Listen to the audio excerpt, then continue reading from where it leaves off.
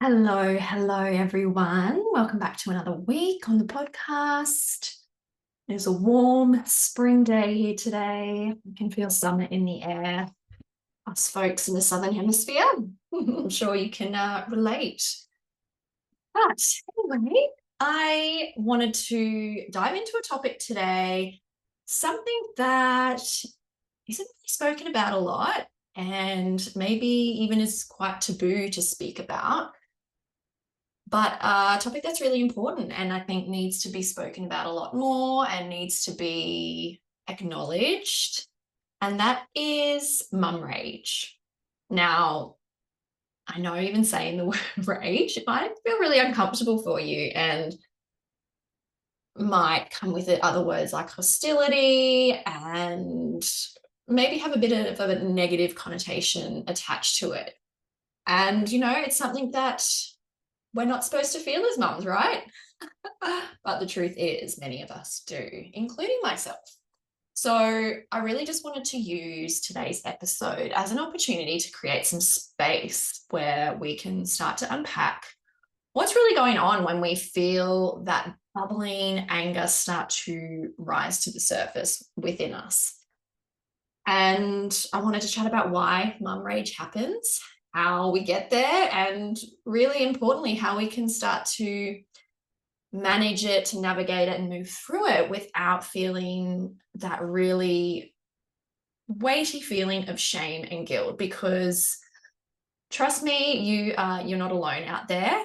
And I think that's something we also need to remember as well. So what exactly is mum rage? So it's that fiery, that explosive anger that can really catch you off guard, and that might come out in yelling at your kids for spilling their juice for the 100th time, or slamming the door after a long day when you feel like you're being pulled in 1,000 different directions, or that moment when you snap and you immediately feel guilty because deep down you know it's not about your kids. There's lots going on underneath. And here's the thing, it's really not about your kids, like I said, or even that specific moment a lot of the time, because it can take just something really small and seemingly insignificant to sort of trigger us and to see that real rage and fiery energy come to the surface. It's often about overstimulation and overwhelm. And, let's be real, modern motherhood can be incredibly overwhelming. We're juggling so many roles. We're the caretaker, we're the cleaner, we're the cook, we're the employee or the business owner, we're the partner, the friend, the list goes on. And most of the time, we're doing it without a pause, without even giving ourselves a chance to catch up. And our senses are constantly overwhelmed and overloaded. When you think about on any given moment, especially if you're home with your kids, there's the noise that your kids are making. And whether that's, sibling bickering or laughter, but, a lot of this is it's still information that we're taking in from our environment. And there's the mess that needs cleaning, the texts and notifications buzzing. And it's this constant hum of things we need to take care of and we need to handle. And then, on top of that, there's the mental load of motherhood and all the things as well. But when that builds up without having space for a release, it's no wonder and no surprise that we do snap and we do react in this way, because our nervous systems are running on empty. They're fried. And let's not also forget that most of us weren't exactly taught how to regulate our emotions growing up. Many of us were raised in environments where expressing anger, it wasn't acceptable, and especially as girls, especially as females. Perhaps, you were told to calm down or don't make a scene when you got upset, or maybe you watched and witnessed other women around you suppressing their own anger and just get on with things, just sweep it under the carpet and let's just get on. So over time, we learn these behaviors, we learn to shut down emotions, we learn to hold it all in. And I'm wondering if you just sit with that, does that sound familiar to you? Is that something that you can relate to, and that looking back, you can see why it is that after years of suppressing emotions, especially anger, why it comes out in these ways. And really just going back to like the gender roles for a minute, because this is really a huge part of the equation, and society has these expectations that mothers are nurturing and calm and patient and endlessly giving. And yes, we are all these things. And that we're supposed to take everything in our stride. And as much as that is true, the catch is that those same societal expectations don't always allow us the space to express our anger and just express our frustration. And going back to, you know, when we were growing up, like how many of us grew up with that belief that anger or expressing anger wasn't ladylike, or it wasn't the done thing to do as a girl. That if we raised our voices, we were being dramatic or we were being hysterical. And even, I remember, and I not a specific person, but the word psycho was brought up a lot, and I heard that a lot growing up. And even into my early adult years, like if you ever saw a woman or a young woman going off, like it's like, oh my gosh, she's a psycho. So those sorts of terminology that we used. So, you know, for many of us, we ended up just stuffing it down. But the problem with that is emotions, they don't just go away because we ignore them, right? They sit there and they simmer and simmering under the surface, and they explode then. And that's usually at the smallest trigger, like our kiddo's tantrum, or it could be an innocent comment, a passing comment that your partner makes. And it's not just about feeling angry, right? It's about feeling like we're not allowed to be angry. And there's a lot of pressure in that, right? Suppressing anger over time, it's hard to even like recognize when we're getting overwhelmed in the first place, because we are not in touch with those bodily cues that indicate to us that there's something up, that there's that frustration and anger, until it gets to that sort of breaking point. So many of us, we haven't had the tools to learn how to regulate emotions, and motherhood comes along and those old patterns like suppressing anger come with us. And that leads to this rage bubbling over when we're already overstimulated, we're already feeling overwhelmed, and it feels like we should have everything together. But the problem is no one told us how, right? So when we're thinking about this, like, well, how do we then turn this around? And, you know, a big step for me was just recognizing that rage is our body's way of saying, hey, I'm at my tipping point, I'm at capacity, I'm maxed out, I can't handle this anymore. And instead of pushing it away, starting to listen. And, you know, it's that signal that we need something.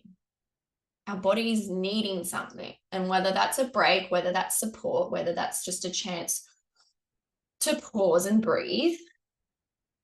And many of us, we weren't raised with the skills to identify and to manage our emotions, but we can. The good thing is we can learn those skills.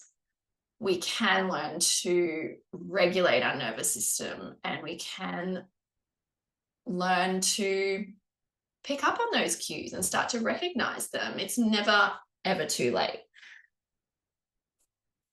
So how do we do that? I'm glad you asked. And look, there are a lot of ways that we can do that. And I'm just going to share a few that have been quite pivotal for me. And as I kind of alluded to just before, the first thing is pausing before you react. When you feel that heat rising, and often it is for me, that's what I notice. It's kind of wave of warmth, almost like moving from the bottom of my body all the way up to my head. So when you start to notice that heat rising, that And for me, it's also like my heart starts to race. So starting to notice those signals, like take a second, literally just count to 5, pause, just give yourself that space. And it can be something as simple as that, and that can be enough to stop that rage from taking over. And there's also opportunity to go back later and to really feel into what was going on in the moment. But in the moment, sometimes we do just need that pause before we react. And then it's always so important to then come back to that later and to give yourself that chance to release in a way that is going to support you as well. And that can look like a lot of different things. That can be things like journaling, moving your body, which is a huge one for me. Exercising, whether it's moving in a form of exercise or going for a brisk walk or putting some music on and just allowing your body to feel that. I think I mentioned journaling, talking it out with someone. So there are many different ways we can then go and process it later on as well. Another way, which might sound simple, is just naming the emotion. It can be so powerful just to name it, say it out loud or in your head, like I'm feeling angry because, or I'm feeling frustrated because. This is something I try and teach my kids so that they can then link the emotion with what is going on and why it is they are feeling that way. And it can also help you to distance yourself from the emotion and get to the root of it. Another thing is a sensory reset or a sensory break. Big one if you're feeling overstimulated and your nervous system's feeling really overwhelmed and dysregulated. So just really quick resets can be stepping outside for fresh air, splashing water on your face, turning off any unnecessary noise for a few minutes. Can be difficult with kids, or trying to mute the noise. I wear headphones not a lot of the time, but I often wear headphones, especially around that sort of witching hour when I'm trying to get dinner. The kids are in the living room, like everyone's in close proximity, and there might be a TV on, the kids are having a bit of TV time while I'm cooking dinner. So I might put the headphones on and not listen to anything, but it just helps to dull that sound, dull that auditory sensory input. Or sometimes I might put music on that I like, that makes me feel good and just helps me to come back into my own body and do something for me. And another big one is, turning off lights. If you don't need lights on, turn them off. That just helping to reduce that visual stimulation can be super helpful. So just taking note of your environment and where you might be able to reduce any stimulation or unnecessary stimulation, or shift your environment, go outside, stand in the sun, feel the grass on your feet, on your bare feet. Lots of little things that, again, simple, but can be really impactful and effective. And then, of course, make some time to nourish yourself and create that space for yourself throughout the day. And I know I bang on about it, so do so many other people, but, I'm not saying you need to take an hour and have a long bath or even go for an hour-long walk. 5 minutes, 2 minutes can be really, really supportive for your nervous system. And it could look like just going for a walk around the block if you're able to. It could be just sitting quietly with your eyes closed, again, reducing that visual stimulation and just starting to take deep breaths and just notice any sensations that are coming up for you. It could be that journaling. It could be anything that you feel is going to support you. And maybe in the moment you're not too sure. So it might be just trying different things and just seeing what is going to be supportive for you. What are some things you love doing that you know that you enjoy, and maybe just taking a few moments to do that.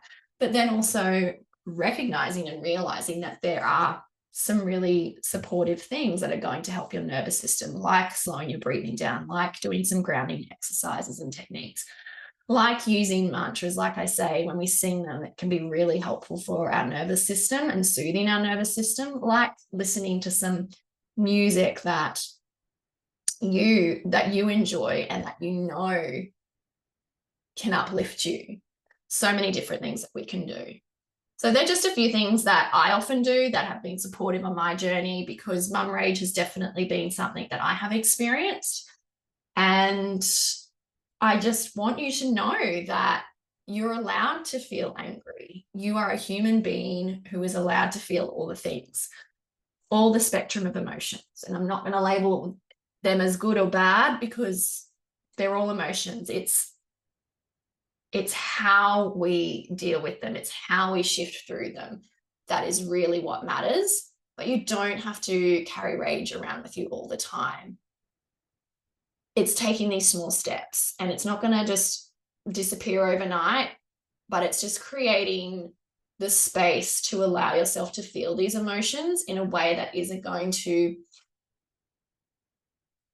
destroy. That's probably a bit extreme, but that is not going to destroy your relationships. And know that when you do snap at your kids, or when you do have a moment where you might have some mum rage or anger and direct that at any of your loved ones, that you can repair after rupture. And that is huge to remember. You haven't severed the ties forever. Like, we can come back to connection with our kids or with our partners or loved ones if we do have these moments.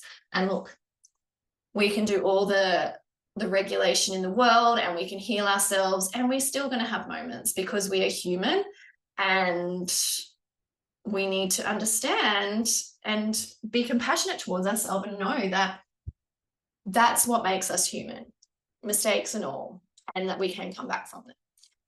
And motherhood, it's overwhelming at times, and it's okay to feel that way. And just give yourself, like I said, give yourself permission to express and to feel, and to take a break when you need it. And just remember, as always, you're doing an incredible job. And even on the days you don't feel like it, and look, I've been there. There are days where I'm just like, I feel like an absolute screw up.